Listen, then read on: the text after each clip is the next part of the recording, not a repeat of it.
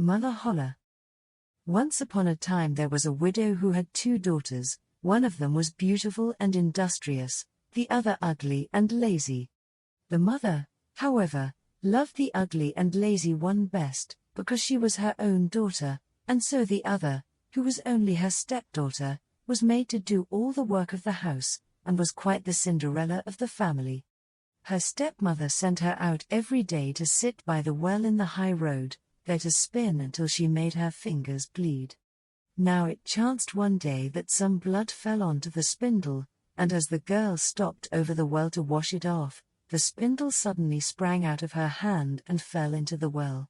She ran home crying to tell of her misfortune, but her stepmother spoke harshly to her, and after giving her a violent scolding, said unkindly, "As you have let the spindle fall into the well, you may go yourself and fetch it out." The girl went back to the well not knowing what to do, and at last in her distress she jumped into the water after the spindle. She remembered nothing more until she awoke and found herself in a beautiful meadow, full of sunshine, and with countless flowers blooming in every direction. She walked over the meadow, and presently she came upon a baker's oven full of bread, and the loaves cried out to her, take us out, or alas, we shall be burnt to a cinder, we were baked through long ago."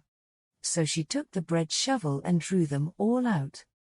She went on a little farther, till she came to a tree full of apples. shake me, I pray," cried the tree, "my apples, one and all, are ripe." So she shook the tree, and the apples came falling down upon her like rain, but she continued shaking until there was not a single apple left upon it. Then she carefully gathered the apples together in a heap and walked on again. The next thing she came to was a little house, and there she saw an old woman looking out, with such large teeth, that she was terrified, and turned to run away. But the old woman called after her, "What are you afraid of, dear child? Stay with me. If you will do the work of my house properly for me, I will make you very happy. You must be very careful, however, to make my bed in the right way, for I wish you always to shake it thoroughly, so that the feathers fly about. Then they say, down there in the world, that it is snowing, for I am Mother Holle."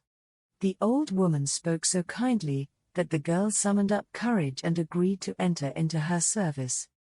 She took care to do everything according to the old woman's bidding, and every time she made the bed she shook it with all her might, so that the feathers flew about like so many snowflakes. The old woman was as good as her word, she never spoke angrily to her, and gave her roast and boiled meats every day. So she stayed on with Mother Holle for some time, and then she began to grow unhappy. She could not at first tell why she felt sad, but she became conscious at last of great longing to go home. Then she knew she was homesick, although she was 1,000 times better off with Mother Holle than with her mother and sister. After waiting a while, she went to Mother Holle and said, "I am so homesick that I cannot stay with you any longer, for although I am so happy here, I must return to my own people." Then Mother Holle said, "I am pleased that you should want to go back to your own people, and as you have served me so well and faithfully, I will take you home myself." Thereupon she led the girl by the hand up to a broad gateway. The gate was opened, and as the girl passed through, a shower of gold fell upon her, and the gold clung to her, so that she was covered with it from head to foot. "That is a reward for your industry," said Mother Holle, and as she spoke she handed her the spindle which she had dropped into the well. The gate was then closed, and the girl found herself back in the old world close to her mother's house. As she entered the courtyard, the cock who was perched on the well, called out, "Cock-a-doodle-doo. Your golden daughters come back to you." Then she went in to her mother and sister, and as she was so richly covered with gold, they gave her a warm welcome. She related to them all that had happened, and when the mother heard how she had come by her great riches, she thought she should like her ugly, lazy daughter to go and try her fortune. So she made the sister go and sit by the well and spin, and the girl pricked her finger and thrust her hand into a thorn bush, so that she might drop some blood onto the spindle. Then she threw it into the well, and jumped in herself.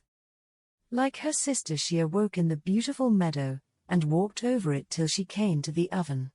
Take us out, or alas!